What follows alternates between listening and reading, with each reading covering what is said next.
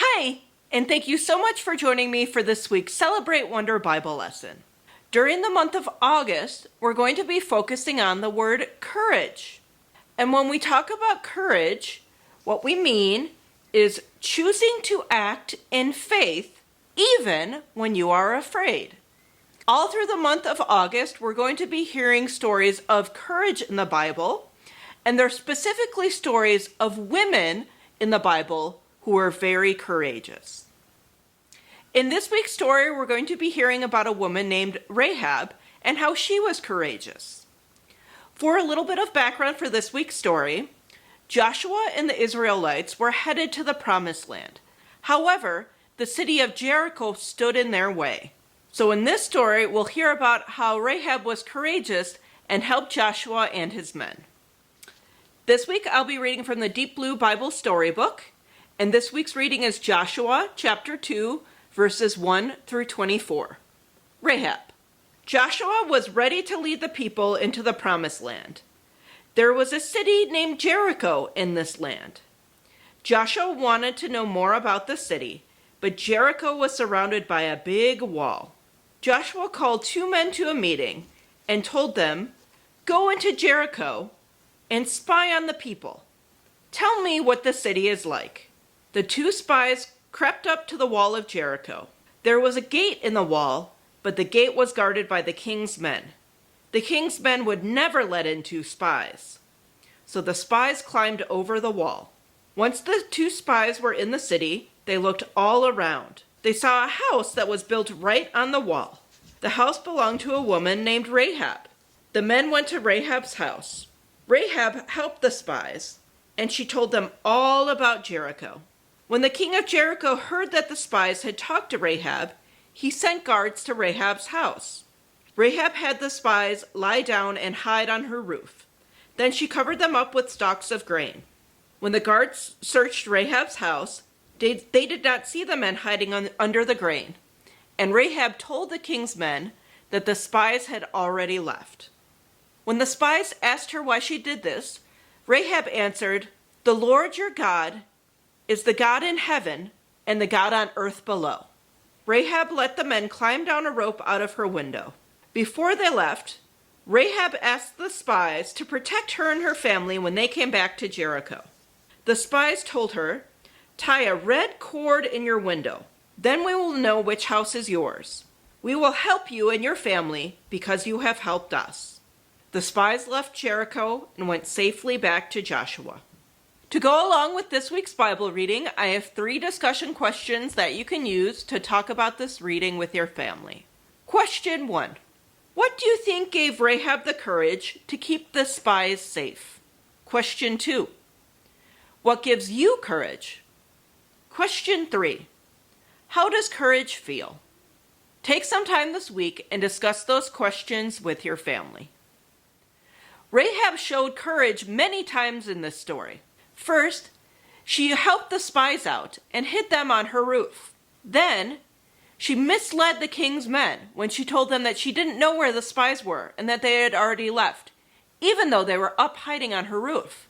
And then, she asked the spies for protection. All of those acts took courage, and they were all very big risks for Rahab. Rahab could have gotten into a lot of trouble for hiding the spies. If the king's men found out, she certainly would have been arrested. Also, it took a lot of courage to ask the spies for help. She didn't know if they were good people or not. She wasn't exactly sure. They were strangers to her.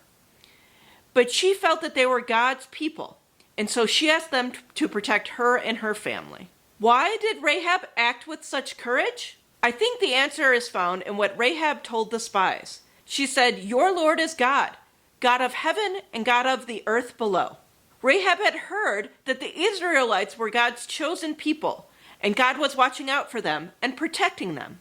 Rahab knew that these spies were part of God's people, and Rahab believed in God too. Rahab was faithful to God, which gave her courage to make hard decisions and help others. Having courage like Rahab did can be very hard and very scary, but the important thing to remember is that God is always with us. God lifts us up. God protects us. And God helps us to be courageous and help others. God is with us so we can do what is right and what is good, even if it's hard or scary to do that. The main lesson from this week's Bible story is that anybody can be courageous with God's help.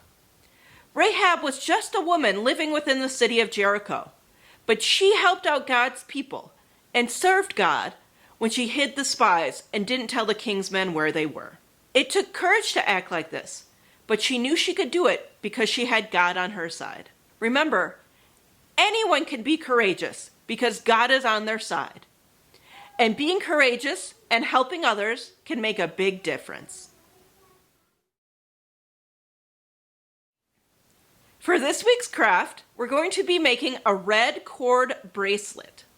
Now, thinking back to this week's story, do you remember when you heard about a red cord in the Bible reading? That's right. Joshua's men told Rahab to hang a red cord in her window, and that would remind the men that she had helped them out, and so they would protect her and her family. Hanging this cord was a reminder to their men that Rahab acted with courage and bravery when she helped them out. So, as a reminder to all of us to act with courage, we are going to be making a red cord bracelet. Now, the cool thing about this craft is you can use whatever supplies you have at home. To make your bracelet, you're going to want 3 strands of red yarn, string, ribbon, or pipe cleaner. If you don't have any of those at home, you can just use a red piece of paper. Or if you don't have a red piece of paper, you can use a white piece of paper and color it red. Whatever supplies you do have, you're going to make sure that they are long enough to fit around your wrist so you can wear it as a bracelet. If you're using string, cord, yarn, or pipe cleaners, take your 3 strands and make a cord. Now remember, a cord is twisted individual strands of yarn that are twisted up together to form a tight string. So make a cord with your ribbon, string, yarn, or pipe cleaners. What I did is I took my 3 strands and I just made a braid. You can't really see it on the camera, but if you don't know how to braid, you can just do a twist or wrap them up together. However you want to do it is fine. If you're using paper, you can leave it flat, or you can twist it up, or you can get 3 pieces of paper and twist those up to make a cord. Once you're done, make sure that it fits around your wrist and then attach it to your wrist. Now, I used pipe cleaners for my bracelet, and one thing you have to remember with pipe cleaners is that it has those pointy wires inside, so you'll want to fold those in or tape them over so they won't point you as you're wearing your bracelet. Once you've made your bracelet, attach it to your wrist and wear it as a reminder of how Rahab was courageous because she had God behind her. This red bracelet is a symbol of bravery and courage, and a reminder that God is with you always and gives you the strength to act with courage. I hope you enjoy this week's craft.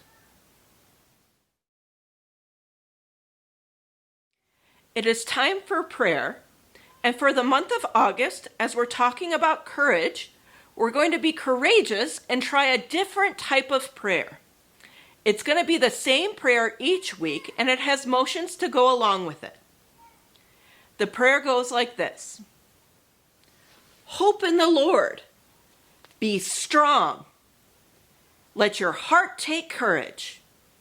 Hope in the Lord. Amen. Now say it with me, and if you don't know all the words yet, that's okay. Just try to do the actions and follow along. Hope in the Lord. Be strong. Let your heart take courage. Hope in the Lord. Amen. Well, friends, I hope you enjoyed this week's Celebrate Wonder of Bible video. Don't forget this week to act with courage and remember that God is right there with you, helping you to be courageous and brave. It's not always easy, and it can be scary, but it's so important to act with courage because acting courageously can make a big difference. Have a wonderful week, and I'll see you next Sunday. Bye!